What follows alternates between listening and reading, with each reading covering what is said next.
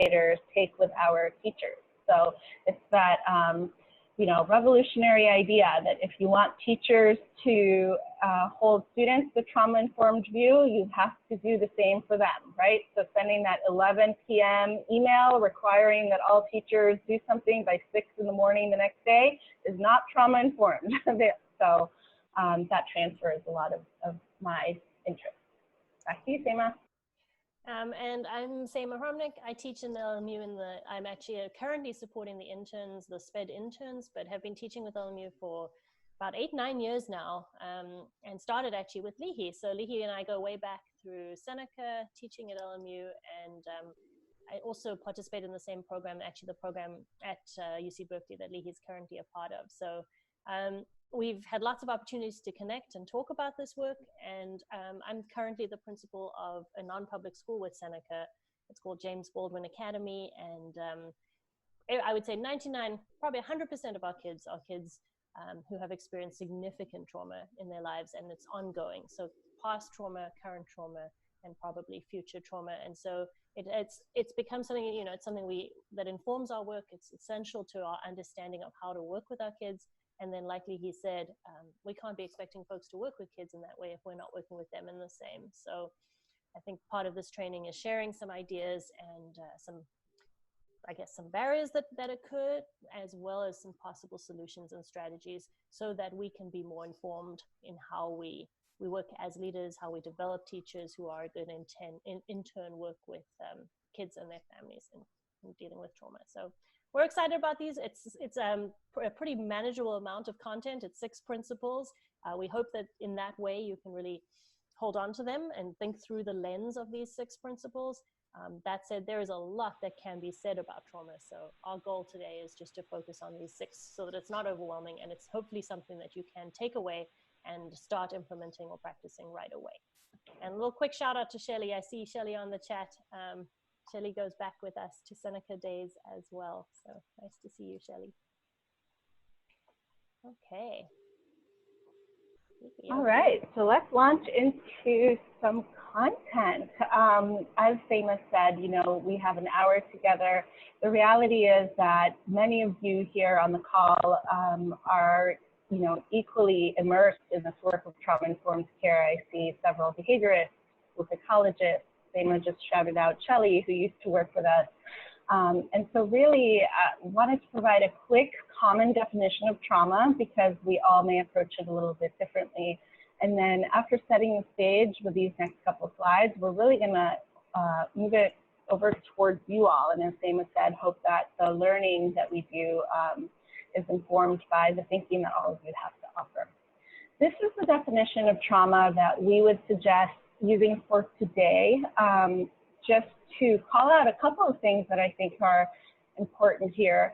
And for me, the most important words here are that the event at least temporarily overwhelms internal resources. And the reason that I think that's important is because the reality is there is no objective test of what counts as trauma or not, right? Trauma is in the eye of the beholder. And so the idea here is that when a situation at least temporarily overwhelms individuals' internal resources, they are facing trauma. We're not looking at, you know, whether an event is, you know, there's not a threshold test of does a divorce count if a war zone, living in a war zone also counts. Instead, it really is about that individual experience. And so hoping that that's a definition that will aid us today.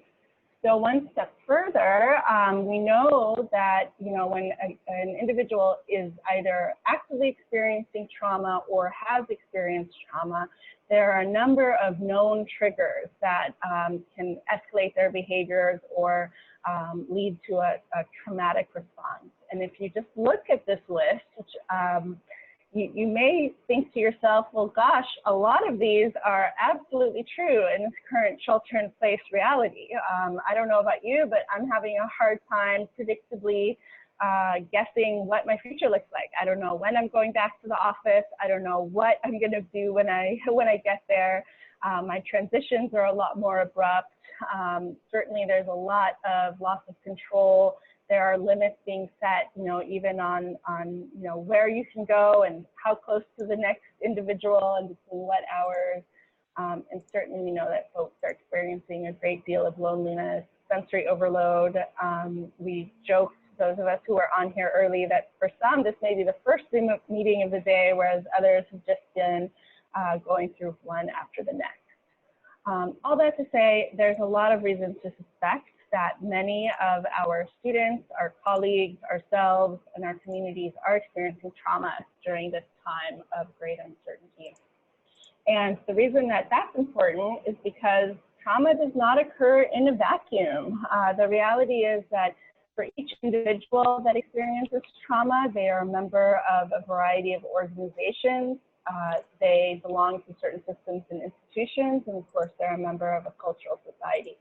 Trauma that occurs within any one of these contexts affects all of them. And so when you think of things like systemic racism, poverty, lack of resources, that's going to affect our culture as a whole, right? We are all experiencing marginalization as long as any one of us is experiencing marginalization. And then it's also certainly going to avoid the individual and the different organizations and affiliations that they interact with.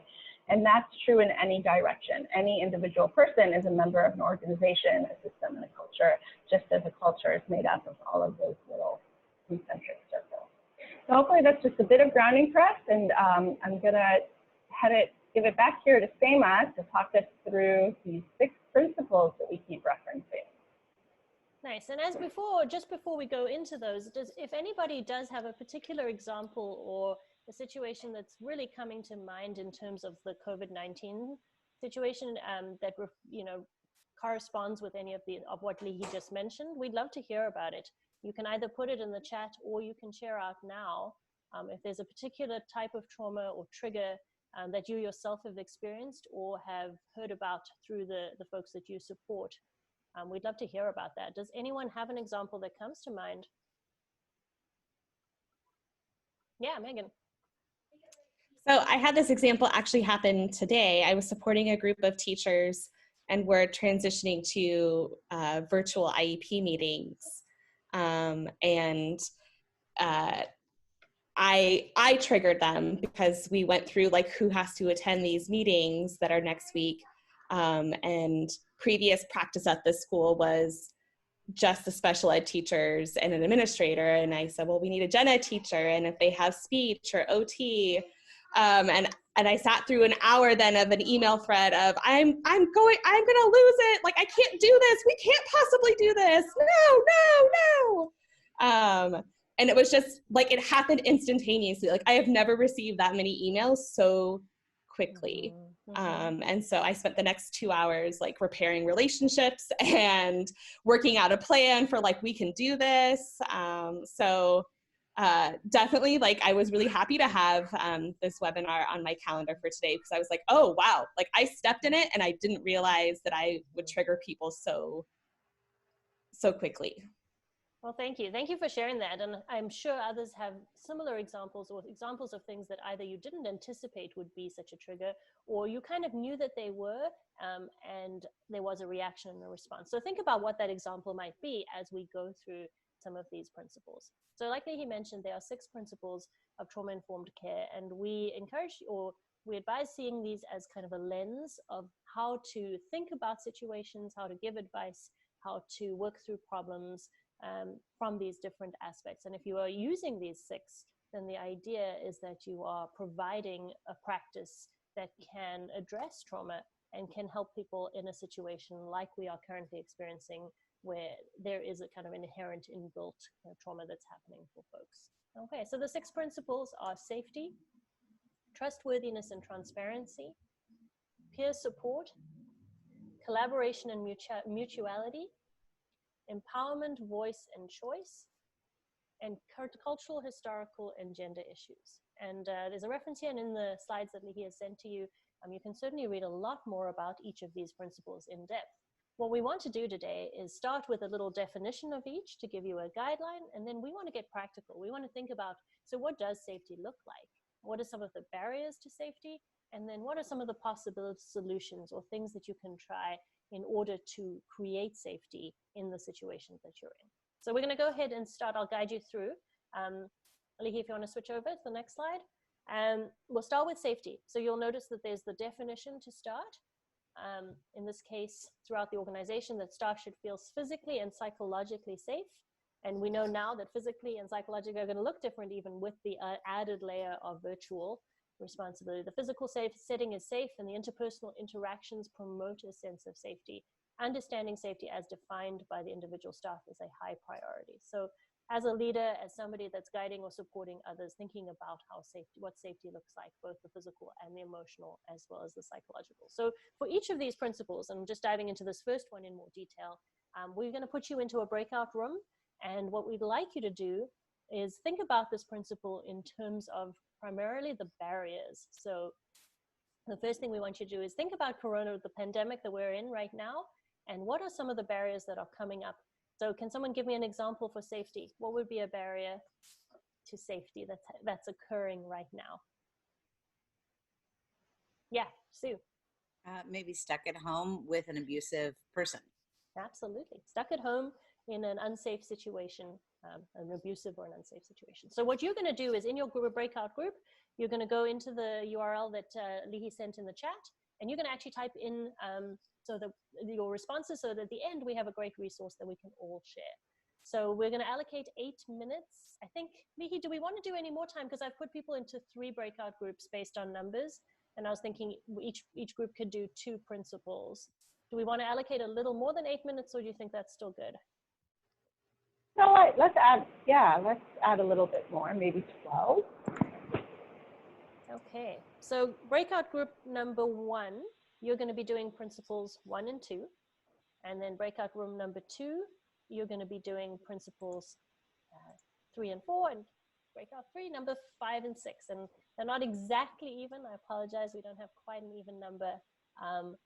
But we'll try and pop into them, into the groups. We can answer any questions. And so when you get into your group, number 1, nominate a note taker, somebody who'll take some brief notes into this first slide. And we are just doing the barriers. Oh, good, they're coming back. And I always worry that people are never going to make it back, or they get lost in the breakout room.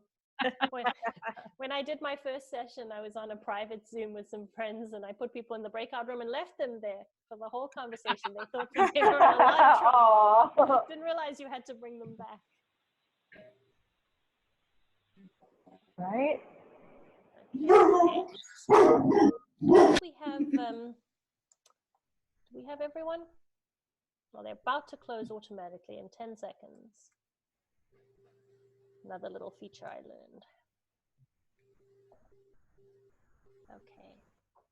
Okay, I think, Lihi, we're all back.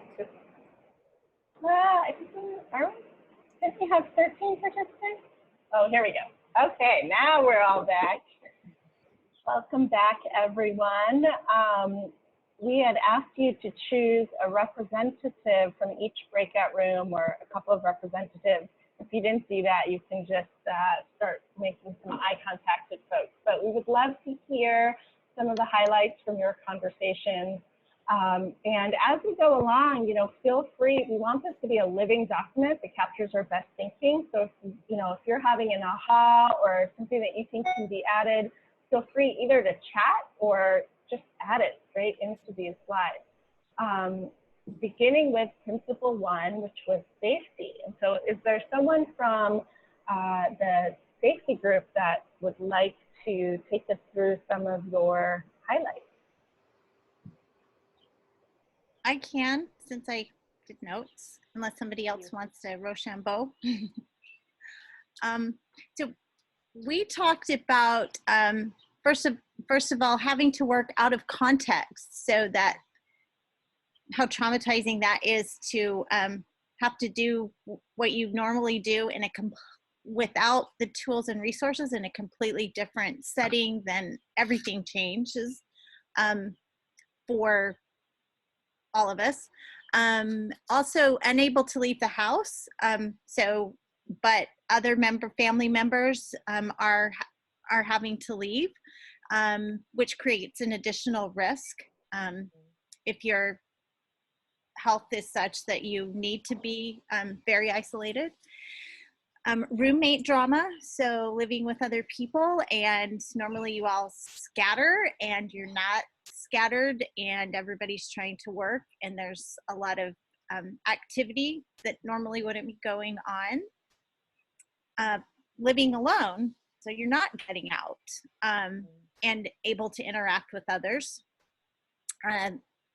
The loneliness and depression issues that people face maybe on a regular, during regular normal times, and that being exacerbated during this time, and just the worry about being able to meet your basic needs across the board. Nice. Absolutely. Anyone have any additions or questions for this group? Okay. You also had trustworthiness and transparency. Is there, whether it's Shelley or another representative who wants to summarize these for us? Okay, I can. So just being able to answer the question and of when is this going to end, and it doesn't make sense, nothing feels transparent. We're getting changing information constantly from government leaders, from our school leaders, from medical professionals everywhere. Everything changes from day to day. Being able to trust others in the community to be making safe choices, and trusting our family and friends to make safe choices when they go out into the community as well. Evidence or lack of evidence for the decision makers, being able to trust them, like they've never done this before or been here, and how do I trust them to make good decisions? And also trust in educational leaders, like even ourselves, others being able to trust us that we're going to do right by them as well. And it looks like it cut off where I didn't get it. Anyway, the last one should be trust that confidentiality is going to be honored. So regardless of a meeting like this or an IEP meeting or any work that's done through video conferencing, that people aren't snapping a picture unknown or taking things out of context. Absolutely. Wonderful. What I appreciate about that one and some of these is, it's not always the things that are obvious. I mean, even for safety, right? There's emotional safety. There's, for some of our students and even our teachers, there's the ability to read the room and, get a pretty clear idea of if someone is mad at you or if you're doing what you're supposed to. And, some of those, what we would consider basic kind of, we trust that an IEP is going to be held with high levels of confidence. And now we're thrown into this period where just everything does feel like it's up in the air. Wonderful. Thank you, Group 1. We have a representative from Group 2 who wants to walk us through Principles 3 and 4.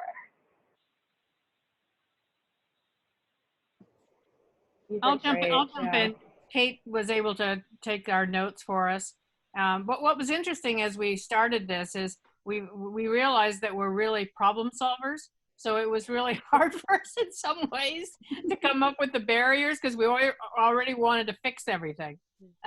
So, I guess that's just the nature of, who we are and why we're in the profession that we're in. But certainly in terms of being able to get peer support, just the whole social distancing, I think is another piece. We don't get that physical connection that, sometimes even at work, if it looks like somebody's having a bad day, we want to give them a hug or we want to get a hug ourselves, we just don't have that physical contact. I don't remember the no parties part. Kate, did you throw that in there? Parties and celebrations is a way we get support from our peers. Yes. No prom, graduation. For sure, teachers are like, especially the ones that stay in the business, I've noticed are like the work hard, party hard. Yeah. Right?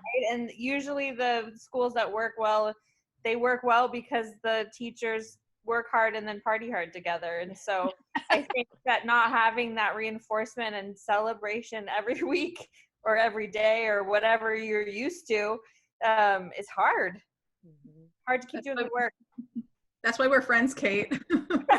Yeah. Shana and I worked at Westlake in Oakland together for many years. And so that's why we know what it takes to get through the day and do this work well. And yeah. That's where that came from, Vicki. Thank you for that clarification. That's good. So also just sort of knowing how and when to connect with your peers because of, you know, the schedules that we're trying to follow, but also trying to be sensitive to people's limits. And then just the lack of technology, I mean, is the other part of it. You know, our internet isn't always secure, or, you know, something's crashing or something along those lines. Great. We are going to move along just for lack of time. I'm going to put up here Principle 4. We only have an hour together, so I'm giving folks just a minute here to look through it so we can see for mutuality and collaboration some of the strategies. You all did a great job. Yeah, similar, right? So,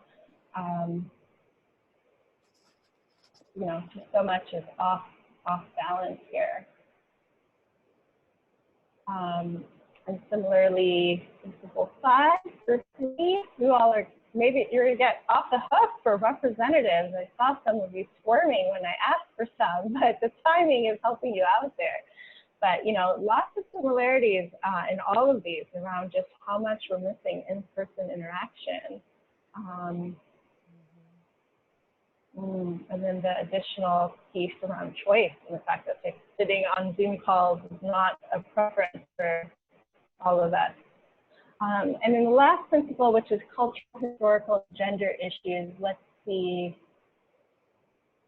Excellent. So yeah, lots of barriers here as well. You know, I mean, we've had a debate in this country for a long time about whether we use the term achievement gap or opportunity gap. And I think one thing that I'm really noticing in this pandemic is it is an opportunity before, if the gap is in the opportunities, it may lead to an achievement gap. We know that it all too often does for all too predictable groups, but certainly we're seeing just a real continuum of opportunity right now and what some of our kiddos and communities are getting.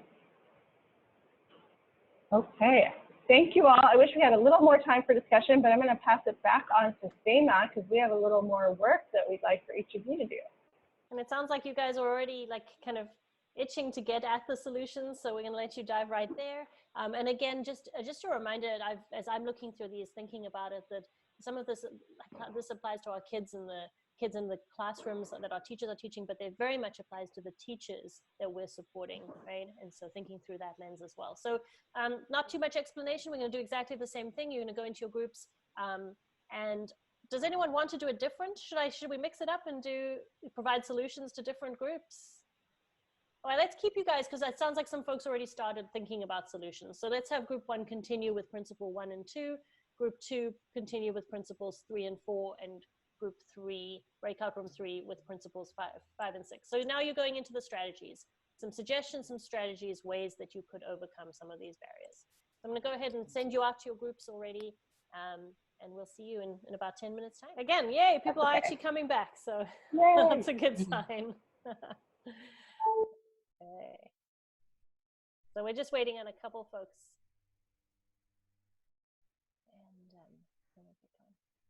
And just a heads up, little pre-warning, we're going to start with room 3.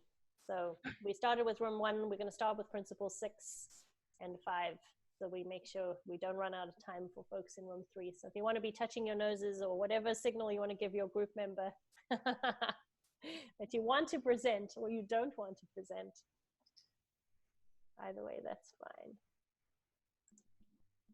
I nominate Esther. I typed. And I don't mind.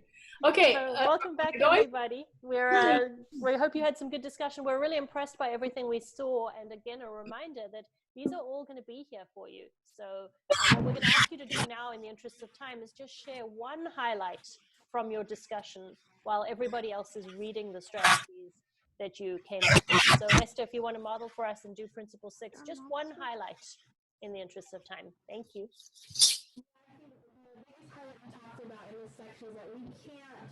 Hang on, we can't hear you very well. You want to try again? Can you hear me now? Much better, thank you. We can't completely overcome racism and sexism in one heartbeat. So we said, as long as we're being very specific and asking for direct scheduling and very like schedule to make sure families understand the expectation is for everyone to have access, not just the boys or not just X, Y, and Z. That was basically the biggest thing in that particular section, is to make sure everyone has some type of fair access, right? Nice, thank you. Tell us about principle 5. What was the one highlight for empowerment, voice, and choice?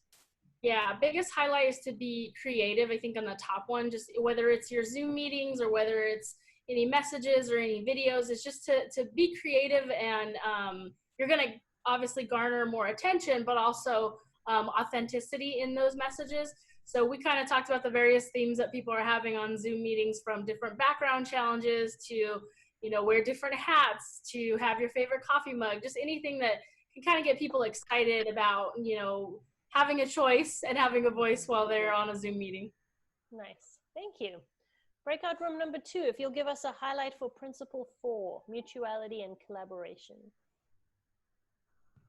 Oh, it looks like it's not coming up in its complete state. It should refresh and we'll get it. That's okay. If you want to tell us the highlight in the meantime. Yeah. Debbie, do you want to speak to that, or? Okay.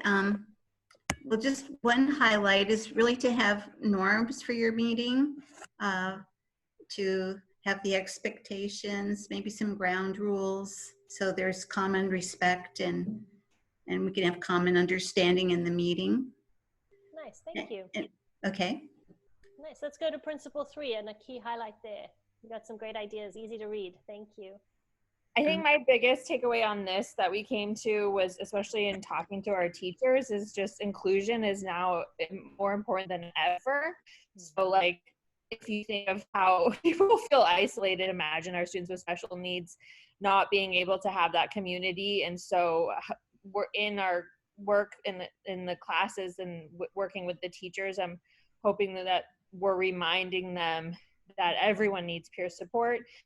And so even students who might not have been included in gen ed classes before, there's no reason not to include them now. In fact, it's more important now than ever. Thank you, excellent. Good. Principle 2 from group 1, what's your highlight? I think one of the big takeaways was acknowledging that not everything needs to happen in a typical workday, but that we still trust that the work will get done. That we have obligations at home that we can't avoid right now, but the work will get done at some point. We just have to trust ourselves and trust each other. And be transparent about it too. So yeah, ties it all together. Yeah. Nice. And last one for safety, one key highlight or takeaway. So many years. Checking in with each other for our physical safety, our emotional safety, and surveying people around us to make sure that they have basic resources in the home, make sure that they're physically safe. Excellent. Well, thank you, folks. So again, you're going to have this in your inbox. We encourage you to kind of use it as an ongoing resource, but mostly to think of those 6 principles as a lens. So whatever you're doing, if you're teaching a class, if you're calling a teacher, if you're setting up a training, if you're creating a document, thinking through how is this impacting safety? How is this adding to or creating peer support? How is this providing transparency and collaboration, all the different principles? So that's the lens piece that we really encourage you to look at. And then we have some extra resources for you. So take it away, Lihi. Yeah, these are some resources that we've curated together that we think are really helpful at this time. Some focus specifically on supporting K-12 students, some focus more on self-care, and some focus on leadership, whether you want to look at that as the leadership we have as as instructors for educators, or leadership that we may have on our other teams. As you have additional resources, we very much encourage you to share those in the chat as well. You can also add them directly either to this link or to the comment, to the notes section on Google Slide, and that way, as Dama said, we'll continue to have a growing list. The final thing we want you to do before you leave us is we have a poll. It's just a quick exit that we'd like you to do. And with all trainings, one thing we've found is that you need to have an immediate implementation strategy. So we're going to ask you to put in the chat one thing that you learned today or thought about, or just in the conversation that you had, one thing you want to do going forward. And we hope it's as immediate as tomorrow, but it could be this week, could be while we're still in the state. So if you could post one thing that you're going to do or think about, as well as your exit ticket, we'd be grateful, and we hope that that's going to kind of wrap up your learning from this hour. And then Lihi and I will be on the Zoom. We're not going to go anywhere, so if you have a question that you didn't get to ask, we ran out of time, we're going to be here. So we'd love to stick around and hear if there are specific situations or questions that you have any thoughts for. So, but otherwise, thank you for your time. Thanks for, wow, it felt like a speed round at this point at the end, but it was lovely. Thank you for your contributions and for everyone who shared out, both in the writing and in person. And thank you to Vicky for inviting us. Thank you. Thank you.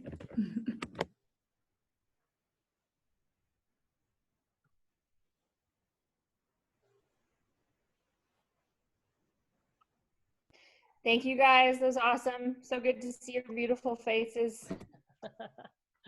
Take good care. Thank Bye, you. guys. Mm-hmm.